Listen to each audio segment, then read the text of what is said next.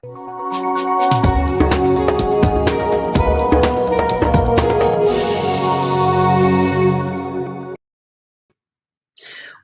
to the Maureen Pound Show, where we get extraordinary insights from cool business people. And today we have one of the coolest people I know, Judy O'Donoghue, who is going to be sharing all her insights around how to relieve stress around decision-making, career decision-making in families. So without further ado, I'd love to welcome Judy. Hi, welcome. Thank you. So, Judy, just to kick it off, always like to ask something quirky or interesting about you so that our listeners can get a better idea of the sort of person you are. Okay, well, that's interesting. Something quirky about me, I suppose, is that I was lucky enough to sail around the world with my husband on a small fiberglass boat. And yeah, that was a bit of adventure, something I never expected to do as a child, but we planned and took a big risk and off we went, and luckily enough came back safely. Excellent. And you remain together? Yes, even after all that. Yeah, it didn't actually pull us apart living on a tiny space together, so that was good. Excellent. So today we're going to be talking about stress in families around career decision making. So can you just tell us a little bit about your background and how you got into helping families? Oh, okay. So I worked in recruitment and HR for a long time, and then did a career change myself, so I know how to do that, and did a course and moved into careers advice, and then obtained a job in a school.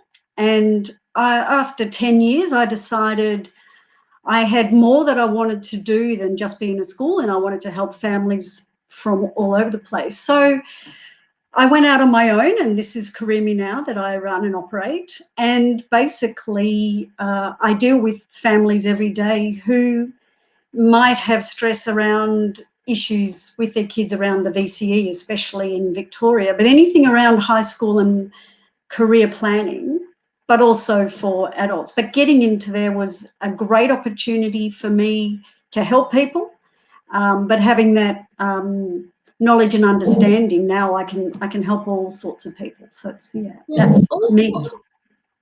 And I have a daughter who's just entered the secondary school system, and I feel like it's already started. They're already starting, like the children are starting to talk about career, and even some stress coming up, and they're 12 and 10. So tell me a little bit about, what stress comes up for individuals and families, and why? Yeah, that's a good question. Thanks, Maureen. The stress is usually, and it can be across the whole lifespan, really, because careers is about your whole life. It's not just about choosing subjects. But certainly going into the secondary school level, having been in primary school and all the choices are made for you pretty much about what you're learning, once you get into high school, there's a lot of fear. There's two things that really bring about the stress. It's fear and frustration, I find.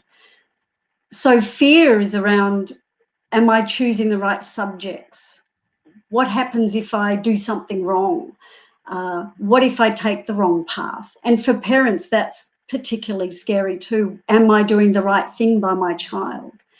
And the frustration can be, what if there's too much choice and I can't make a decision around, I want to do both of those subjects, but they're not available, or I don't know where I'm going and it's frustrating that I don't know what's going to happen. They're just two examples of fear and frustration. Excellent. I can really relate to that. So you, in that answer, you were talking about the fear and the frustration for the children, but what about for the parents? Okay, yeah, another good question. For the parents, of course, as a parent, and I am one myself, my kids are grown up, so they've been through all this. But as a parent, what you want for your child is the best possible life they can have and happiness. And so fear for parents is, what if my child doesn't choose the right subjects to get them to where they want to go? Or what if they don't get the mark that they need to be able to go into that field? Or what if they don't know? There's a big fear around, my child doesn't know what they want to do. Oh, wow, what happens next? What is going to happen? And then there's frustration for parents as the, VCE or the later high school years come along, where parents are frustrated because they don't really know, especially if it's their first child, how does it all work, not understanding the system. So you can see there's fear and frustration there for the parents as well. Yeah. And so what impact does that have on families and individuals? Well, it's very difficult because when you're scared, you're not necessarily reacting as you normally would. And when you have parents saying maybe, oh, why aren't you doing your homework? Or have you made those decisions? Have you put in your course selections? This is at different eras across different times across those secondary years. But because everybody's a bit fearful, then it can create stress and mean that no one's in a calm space discussing this. And there's also the disconnect with that, where parents have one idea of what they think should be happening. The student has a different idea about what they feel should be happening, and that can cause conflict. So there's stress around making the right decision, but the conflict around, well, what is the right decision? And perhaps parents not being at the school where the kids are learning so much about the system, the parents aren't across that. So there's a bit of a disconnect. Yeah. And so I'm hearing that there's it's difficulty for both parties. And we've talked about younger people, but what about fear and frustration for people who've left school, adults in making career change or deciding to go into business or whatever it is? Yep. So there is that fear as well. And again, having changed careers a few times myself, I've experienced that. But the fear is, what if I leave my job and I go to something else and it's not what I thought? So I think you have to have that leap of faith, but you need a plan to get there. You don't just do it. You've got to have a plan in place. And taking the risk can be difficult for some people. And I think I'm a bit of a risk taker because I sailed around the world, but also changing jobs at an era where most people were staying in jobs for 20 years. And I would change jobs every few years if I didn't feel it was challenging enough or it wasn't quite right. And looking back, it's interesting now that I realise I was still exploring. And it's only in these latter years that I found my dream job. But yeah, it is that fear, but you do have to have a plan, and the frustration of still, I don't know how to do this. Yeah, great. So in terms of planning, what's coming up for me is, how can a young person plan if they don't know? Like, you don't know what you don't know. So and we hear that word, you just need to plan. If you don't have a plan, you're planning to fail, all those sayings. So what are your tips and advice around planning when you're not sure, and planning in general? Okay, so what's really important with career decision making is that you need to do research. And research sounds really hard, but I'm not talking about doing a PhD or, going in and doing an honours or anything difficult. There's 3 things you need to do research on. One is research on yourself, and you need to find out, what are my values, what are my interests, and what are my skills, and getting that sorted. The second part is, what is out there? What is the world of work? Just knowing 3 or 4 jobs, a lot of kids in schools, it's like commerce, being a business person, a doctor or a lawyer, but there's so many jobs out there. And with the new economy, there's so many new jobs. So it's about learning about the world of work and what occupations are there. And the third part is doing research on how to get there. Do I need to do a course? Is there a network I need to build? What do I need to do to get there? What what courses I need to do basically, or is that even necessary? So it's 3 areas of research: the self, the world of work, and potential courses, how to get there. Okay, beautiful. I love it. And I love the structure because that makes people feel secure. Like, okay, I've only got 3 steps. I've got to do 20. So in your first step around value, interest, and skills, what practical tips, because it's all right to say, well, research your values, your interest, and your skills, but how? Okay, so what I do when I'm talking to young people and their families is find out, like, there are, of course, little quizzes you can do online, and there are free ones where you can go to places like, there's a government website called Job Outlook, and you can do a free little quiz finding out all about yourself. And at the end of that, it will even come up with some suggested occupations so you can start exploring. But that's just a simple way to start. And then keeping notes about you. When you're doing a subject, you can write in a little booklet, if you like, actually, I enjoy doing that. What do I like about it? And, when you in year 10 and you might do work experience. Wow, I didn't like that. I don't want to be a lawyer because I found that A, B, C, D. So as you're going through life, keeping notes about yourself, your likes and dislikes, and what you're good at, and your kids in schools know, and as adults we know, actually, I'm really good at reading, I'm going to read more, just as a silly example, but it's really keeping a record of that and exploring. Yeah, it sounds like new exploration.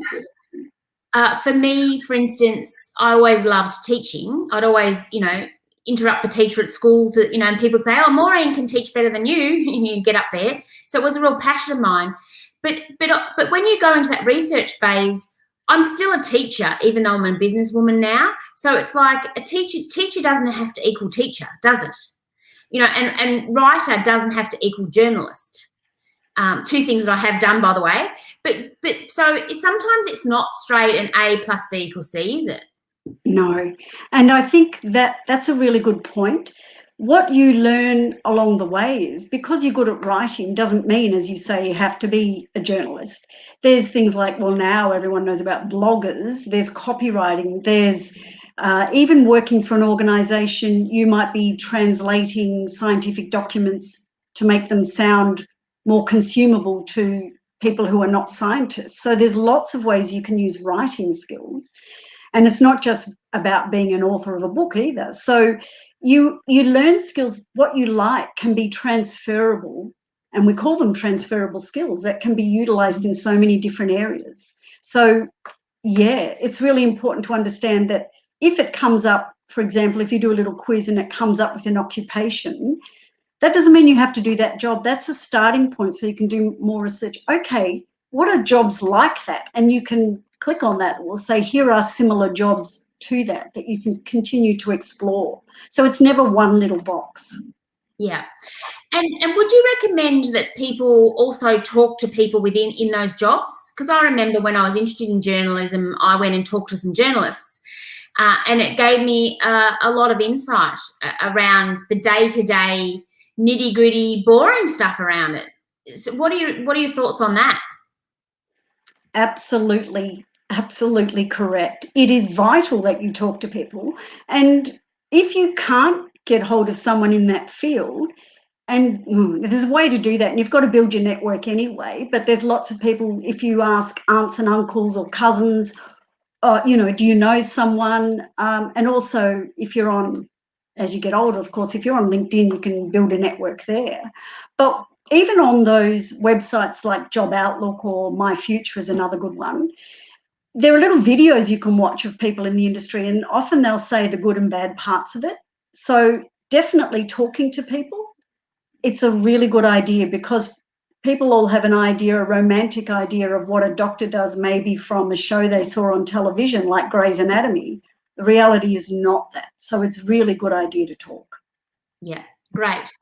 And so what about, because I love the way you talked about exploring your own values, interests and skills. So we've talked really about, being mindful of your skills, but what about how can you explore your values? Like what practical things can you do to get clear about your values and interests? Well, values is a hard one, really, because it's not talked about a lot. But if you think about it, do I want to be working, just little examples, do I want to be working in the city or the country? Do I want to be working in a large organisation or a small organisation?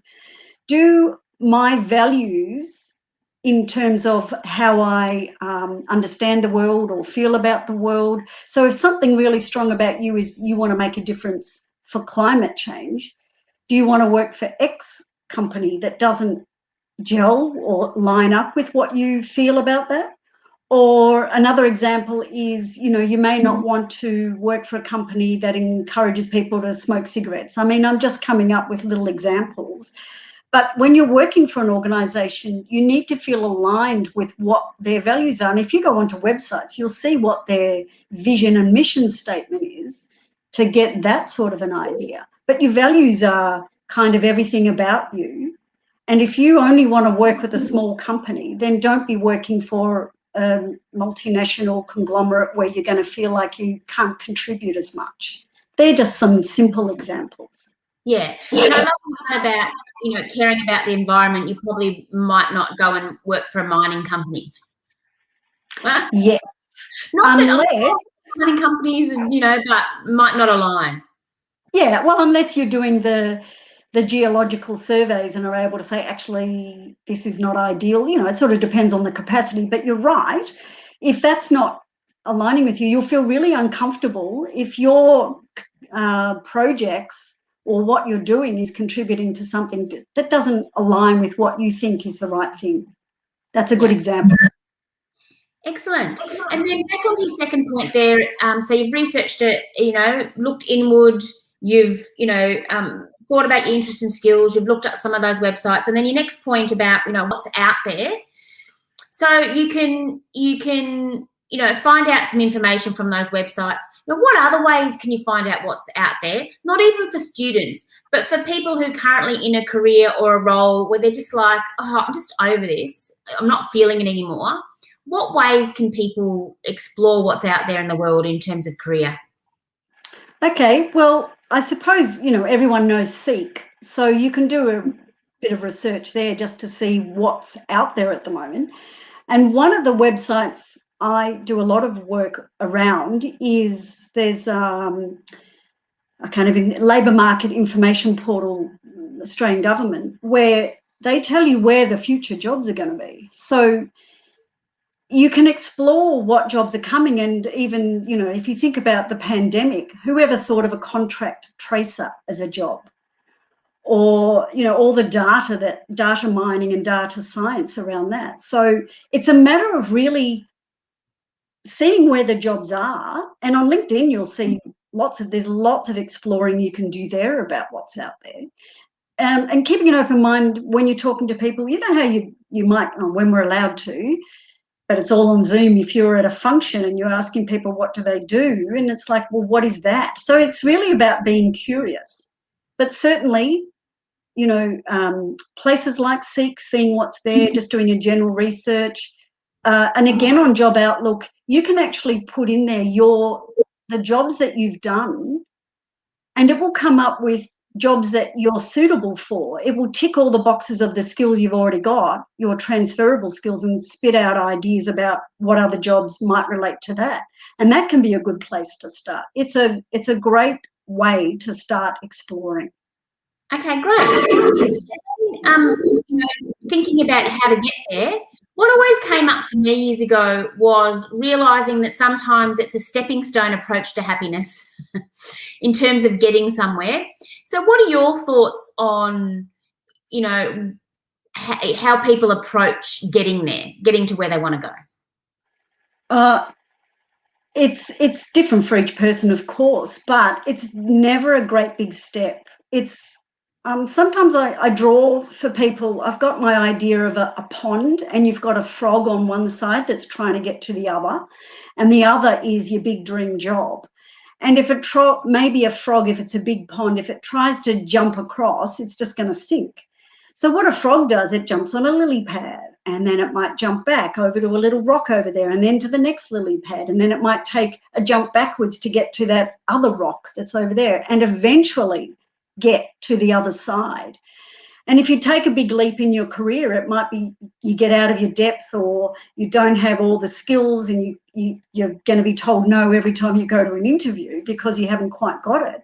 So it's a matter of taking little steps. Okay, I want to become a data analyst. So maybe what I need to learn about is perhaps doing a statistical degree, or, something like that, and start there. Or it might be I'm going to have to go back and do a short course in coding, or whatever it is that might be the steps to take you to that. And, I'm just using it as an example, and don't take any notice of what I just said in terms of those jobs, but it's just little steps to get you to where you want to be. And it may be going back and doing a micro credential or a short course, or you go back and do some volunteer work with an organisation that gives you some experience, on the weekend, that then allows you to have those skills that a company might be looking for. Yeah. So it sounds like if you're really clear on your destination, then it's easier to find out what those steps are. Yeah, I kind of like to work backwards. So have an idea about where you want to go, and that can change. Nothing is ever in stone. And if you think about it, things can happen, as we know last year, that can put, like, you might be a musician in event management or something like that, and now last year you've had to really rethink what you're going to do and how to be nimble and change how you move in a different direction until that dream job comes back, or find a different way of getting there. But it's really about, again, being prepared to change, not have it all in stone, but certainly work towards your idea. And you might learn something and go, oh, actually, this looks more interesting, and head in that direction. Yeah. Hopefully that makes sense. And yes, it really does. And what's coming up for me is, I think, the pressure on people to know from society, from those around them. And, I think that sounds like a great tip, what you just said, around for parents to help their children or teenagers, that it's going to be a stepping stone approach, and that the world's not going to crumble if they don't get the exact mark that they needed, or if they don't start out in their dream job. What are your thoughts around that? That is my biggest message, is that you need to take time, and you need to not be worried about the future, because that doesn't help anything anyway. It only gives you more stress. So you don't have to be getting the perfect score. You don't have to, and it'd be nice if you could. I mean, you get scholarships and stuff, but really all you want to do is follow your heart, so you are doing what you enjoy doing. And I heard someone talking from NASA the other day, and she had a dream to be an astronaut. And when she spoke to someone at NASA about how to do that, they said, just do what you love. And I thought, oh, wow, the astronauts are saying the same thing that I do. If you do what you love and enjoy what you're doing, you will get to where you want to go. And just treat it like a bit of, it doesn't matter that you don't know where that's going to be. Everything's going to be all right if you just keep working, but do it in a way that makes you feel good about yourself. And what other people think doesn't matter in the end. That's hard as a teenager, because you've got to fit in with your peers. But if you can break away and go, you know what, I'm doing it my way, oh, wow, that is the best thing you can ever do. Yeah. And I know it's really releasing some of the control as parents, I suppose. It does, because, parents are so concerned, what if? But I think if parents can understand, if you go with your child, with your teenager, and go on the journey with them, and when they say, oh, I think I want to be a graphic designer, or I want to be a waitress, or I want to be a waiter, whatever it is, you say, that sounds interesting, let's explore that. Not, oh, but I've always thought you should be a lawyer, because that's what creates the pressure, these different expectations. And if a if a young person says that's what they want to do, I know, let's go explore that. Yeah. It just helps. It's beautiful. And then in our last 5 minutes, I'd really love to explore tips and tricks for dealing with difficult questions. So what are some tips around that? Well, what I find with young people is that they often have that thing where the aunt and uncle comes for dinner on the weekend, again, COVID willing. And of course, I say to young people, your aunt or uncle don't know what to talk to you about necessarily. They don't always know you that well, and they're trying to connect. So they don't ask, what do you want to do when you grow up, to trip you up. It's not what it's about. It's because they don't know what music you're listening to. Maybe they don't know what else to talk about. So they ask that question. And what I often say to them is there's two ways you can answer that. If you know the answer, answer that. But the two other ways are, I don't know, what do you think I should do? And you're getting them to talk and just nod and say, oh, yeah, that sounds interesting. The other response is, I don't know, tell me what you did. Tell me your career story. And again, you're putting it back on the adult to tell their story. So I often tell young people to do that. And they have such relief that that's a response that's fair and makes them sound interesting and interested in their aunt and uncle. So that really works. And I think the other thing for parents to understand is, instead of saying, what do you want to be when you grow up, a better question is, what do you want to do in the future, maybe? And if that's too big, don't even ask. Just talk about, maybe it's, what book are you reading? Or have you seen any good movies lately? Or what games are you playing? Or have you heard any good podcasts? You know, talk about something else other than their career, and what you're learning about that young person is something that's not so precious. Tell me about what you're interested in, you know, what sports have you been playing? That sort of question is much better. Yeah. I love the connection back to the aunt or uncle, because we all love talking about ourselves, so they'll develop a better relationship with their aunt or uncle. So I love the way you've hit the nail on the head there, that it's not actually the answer that the aunt or uncle's interested in.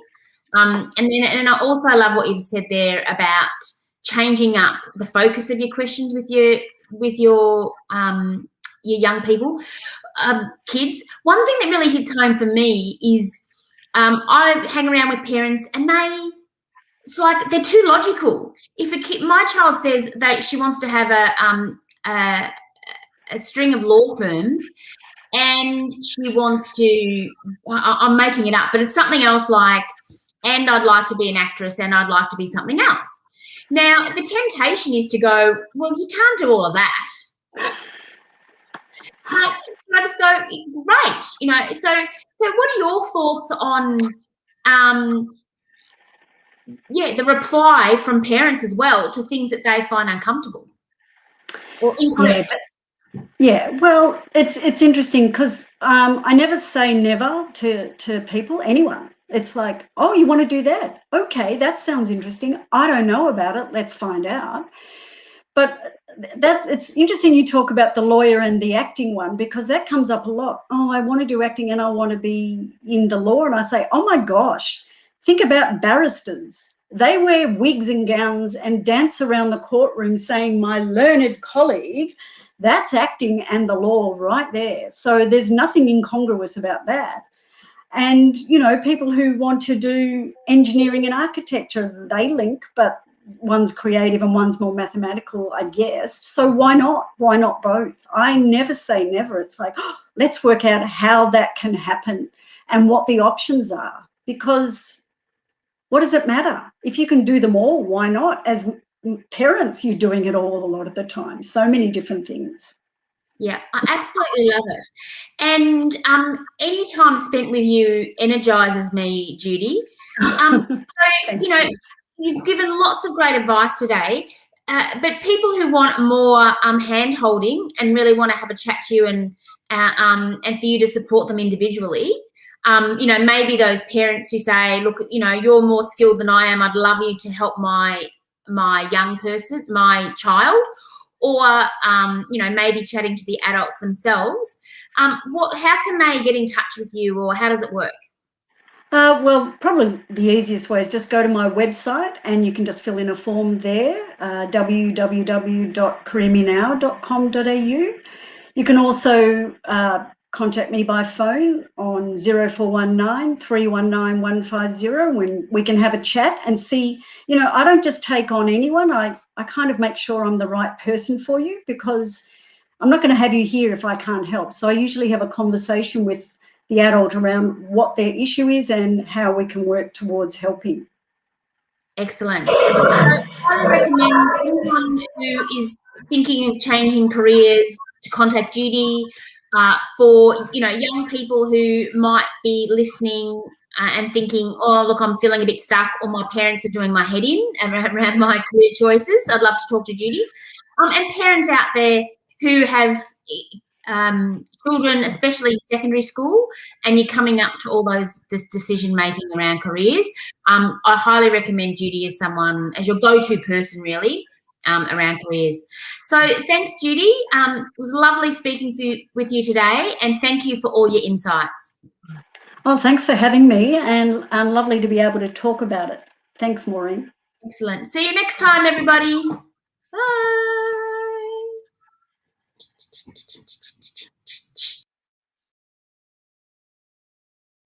So if you'd like to see more interviews with amazing business owners sharing extraordinary insights, click subscribe, then click the bell button, then click all, and we'll notify you.